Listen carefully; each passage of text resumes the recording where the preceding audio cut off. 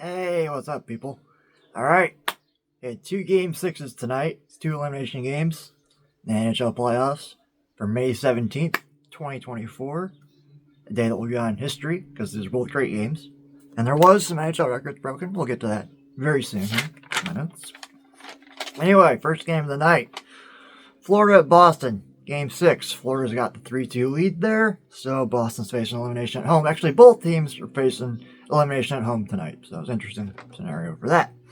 Anyway, first period. I don't have the time marked down, but whatever. Boston gets a goal from Zacha. Beats Bobrovsky one-on-one. Bobrovsky goes for the poke check. Misses it. Zacha just backhands it. Buries it. Top shelf. For his first career playoff goal after 8 seasons in the league. So congrats to Pavel Zacha on that one for the first and only goal of the first period. Moving on to the second. Within the first minute, there's a big save by Bobrovsky one-on-one with Pastrnak. That was impressive. I don't have the time marked down for this next thing. Doesn't really matter. This is our NHL record I was talking about. Boston takes their 7th too many men on the ice penalty this postseason, which is a new NHL record. I would say congrats. That's not necessarily the kind of record you want for penalties. And also with that 7th too many men on the ice penalty, that also makes 8 bench minors for Boston this postseason. Also a new record. Yay? Not really. Not if you're a Boston fan. But interesting history. And with 7:16 remaining in the second period, Florida ties it up from a nice snipe shot from Lundell. Just beats Swayman clean. So that's not easy to do. So well done. Tie the game. It's their only goal in the second period. And going into the third, even after that goal with the other 7 minutes left, it started to get that vibe of like, oh, this is turning into a goaltending duel, and we could end up in at least one overtime. That was the vibe I think a lot of people were feeling. At least I was. And yeah, it definitely, it got late in the third, and it seemed like, yeah, this is going overtime. Like, it's a matter of who makes a mistake first or which goaltender is going to give one up. But yeah,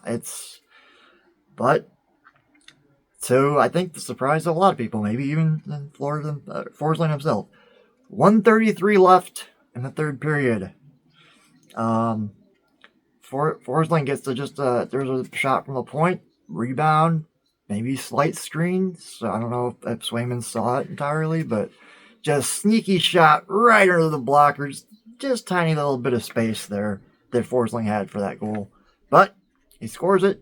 Florida goes up 2-1. And Florida and Bobrovsky, for that matter, made a couple of great saves at the end there. They hang on. And Florida wins that game 2-1. That's the series. Florida wins it 4-2. So they're going to the Eastern Conference Finals to face the Rangers. That will be a very interesting series. And I guess, well, I'll bust out my bracket at the end to adjust it because I haven't even looked at it yet to see what I predicted. I know I was wrong because I think I said Boston in 7. I remember that just clearly. So close, but not quite. So, Florida advances. Congrats. This is their second year in a row in the Eastern Conference Finals. So they didn't make it last year. We'll see if this year's different. I'll make that prediction at the end of the video when I do the brackets. Okay. Game 2 of the night. Dallas at Colorado. And they're game 6. And again, Dallas leads 3-2. So again, both home teams facing elimination tonight. And Boston already got bumped off, so we'll see what happens. Been waiting to make this joke for a long time, for at least a while. I don't think we've had a scoreless period in the play. I've already ruined it, basically. But yeah, first period, no goals. I wish there were more periods, no goals, so I could just make that joke, echo that Mass Mutual commercial with Saros. Because the goaltender is hilarious. What about your future event? No goals. And even after he walks away, Saros, no goals. The goaltender, it's a very funny joke. But I've been waiting to make that joke for a while now, but there hadn't been a scoreless period since I've been taking notes. So, yeah, no, I wish there were more periods so I could make that joke all the way into overtimes. But it's not 1996, so we don't get that fun anymore. Although we did close this game. Anyway, Yeah, I did make a note that Colorado did outshoot Dallas. Well, 10-5, they updated it in second period. Sorry, to be 9-5. That's why I don't really track shot totals because they change. And unless there's a huge discrepancy, it's probably not worth noting. Um, but the shot totals just reflect that I do feel that Colorado had played the better first period, even though it was scoreless. It felt like they were more in control of the game for that first period. And that would continue into the second because about 6 minutes into the second period, Colorado scores a goal from Rantanen. He just picks the top right corner of Ottinger off a Colorado cycle. Tight shot, bar down and in. So, you know, as a goal, it's a good shot off a cycle. Just, so 1-0 lead for Colorado. That holds for the second period.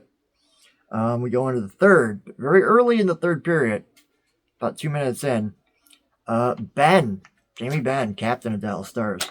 It's a very, very nice goal. They only will even, you see the replay of it, the setup for it. They don't show the entire defensive zone setup, the pass that was made to even get to Seguin in the first place.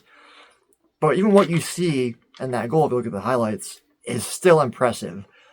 Seguin entering the zone makes a bank shot pass to Donov, who then makes a no-look backhand pass to Benn on the rush at speed, and Benn just makes a slight move to bury it past Georgiev, and it's an impressive-looking goal.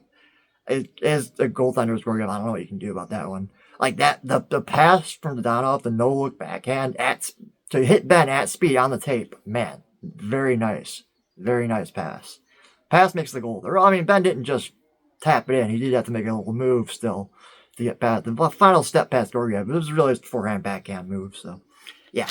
But very nice goal. Very nice. Whole play was nice. From, again, you'll only on the highlights you'll see just Sagan's bounce pass to Donov and then that. But still, the setup to even get it there, it was a great little just, I wouldn't say a mistake necessarily on Dallas, or on Colorado's part, but Dallas capitalizing and seeing an opportunity to create a rush chance of the neutral zone, which they did. And despite Benn's age, being 34, I noticed this game too, not wearing a visor. So he must have come in right, that grandfather that didn't like helmets, so he's 34, I would think he must be right at that line of where they put that in. One of the only players I've seen in the league, I'll keep an eye out next year, but I think they're all retired now, except for Benn. He may be one of the last few not wearing a visor still in the league. So, interesting little tidbit. I never noticed until this very game. I don't know why I noticed this game, but I did. And it was way after that goal, too. But anyway. Yep, so that ties the game 1-1 in the third period. And after that, much like the game before it, started to get that vibe of this is going to be an overtime game, isn't it? And this is going to depend on, because both Georgiev and Ottinger were on point. And so were both teams, honestly. I think they were both playing good hockey.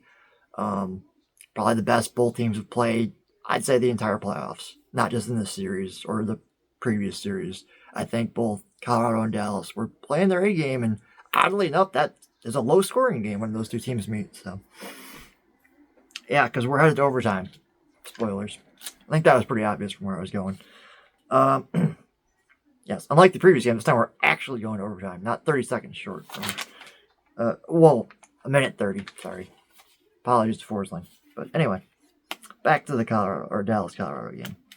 Sorry for the cut. I had to fix a thing in my notes. Anyway, so we're going to overtime. Scoreless third period. And the overtime at 7:29 or 7:29 left, so about 13 minutes in and a half. There is maybe a goal from Marchmont for Dallas. Maybe. It's immediately called off by the referee as goal interference and no goal. Of course, that gets challenged and reviewed, and ultimately call stands. And we're going to a second overtime because no one else scored. And yeah, during the intermission break, there was a lot of debate about the call on that goal. And I'm like, well, let's see what happens. Now you have to talk about it all that much. Yes, second overtime. With 8:18 remaining, so about 12 minutes into the second overtime. So at this point, yes, fatigue is a factor. But off just kind of I wouldn't say crashing the net play, but there was a lot of net front presence for sure. Couple of just shots in there. Rebound pops right out to Matt Duchene, who buries it. That's it. Dallas wins the game 2-1 in double overtime. Take the series 4-2. So both home teams lose tonight and are eliminated from the playoffs. And yeah, that second game, that double overtime game, boy, that was fun. Probably my favorite game of the 2024 playoffs so far. I just happen to be a big fan of multiple overtime games. Go figure. I don't know why. Just ever since that 96 series, Eastern Conference semifinals, Detroit St. Louis Game 7, double overtime. Kind of been a big fan of that style of hockey, or the best hockey to me is overtime hockey and elimination game. Could be game 6 or 7. So 7's more fun when both teams are up against that, but still great games tonight. I didn't pull up the preview. I believe I don't know the start time. That's why it's not. Game 6 between Vancouver, Edmonton, and Edmonton. So I got that right. Yeah, start time I'm not sure on. I don't have it pulled. I didn't put it in my preview notes. I know it's tonight. So another game 6, and possibly Vancouver could move on, and we'll have our final 4 set. We'll see. Anyway, now we can do the bracket update, because I actually keep these face down and don't look at them in between anything, and only update them after teams get eliminated. So to the black marker, just also for once not wearing something hockey related, just thought, hey, I'd change it up a little bit. And of course, all black felt appropriate since 2 team seasons just died. So I'm mourning them, I guess. Anyway, yes, and my Eastern Conference bracket over here. I had in the Boston-Florida series, I had again Boston in 7. My red things over here are my predictions. So I predicted that 7 games for Boston. I was wrong. So shall cross out Boston and circle Florida. I'm going to put the actual proper results here, where I annotate them, but alright, it goes on this side. I forgot I did this. It's all a mess anyway. So that goes 4-2. And Florida advances. Rangers, okay. So that is all properly set there. So we have Florida-New York matchup. I guess I should try and make a predictive call on that one. Alright, a little time to think about this, so it's not that much impromptu in the moment. I was mostly debating, is it going to go 6 or 7 games, and which team in 6 or 7? And I think, thinking about this, I could be entirely wrong. My Eastern Conference picks have not been that reliable as my Western Conference picks, but that's going to change in a second here, real soon. But I'm going to call this one, I'm going to say we are looking at a 4-2 6-game series. Rangers advance to the finals. That's my pick. We'll see how it holds up. Moving on to the Western Conference. This bracket's all broken, especially over on this side of it with the Colorado and oh no, wait. Yeah. I'm sorry, I'm looking at the wrong matchups. That was first round stuff. Colorado, Dallas. Oh yeah, let's look at that. Because I predicted Colorado over Dallas in 5 games. So, and I will admit, I think a lot of people have been underestimating Dallas. Probably the entire season, or the playoffs. I know I probably was one of those people, and that's clear based on the pick, or it's just a sign of how much I really like Edmonton's team this year. Colorado. I like Colorado and Edmonton both. My pick initially was that would be the Western Conference Finals matchup. So that is no longer the case. Sharpie speaks. Colorado is out. So about that. Dallas advances to the conference final. And yep, and my prediction was off. The actual numbers being 4-2. Now let's win. Right, okay. This is all I have to update. Just each bracket once. So, yep. Okay. Well, I mean, the bracket's updated. Nothing really to show off. I have nothing to predict yet. Got Edmonton, Vancouver. Looking at, I predicted Edmonton in 6. 4-2 on here, so you can see that. Oh, yeah. The 2's up here, it's kind of hard to see. Sorry about that. But anyway, so that one's already wrong based on where we're at, so. At least number of games. I mean, they could still win the series, who knows. Find out what happens tonight. Alrighty. Peace.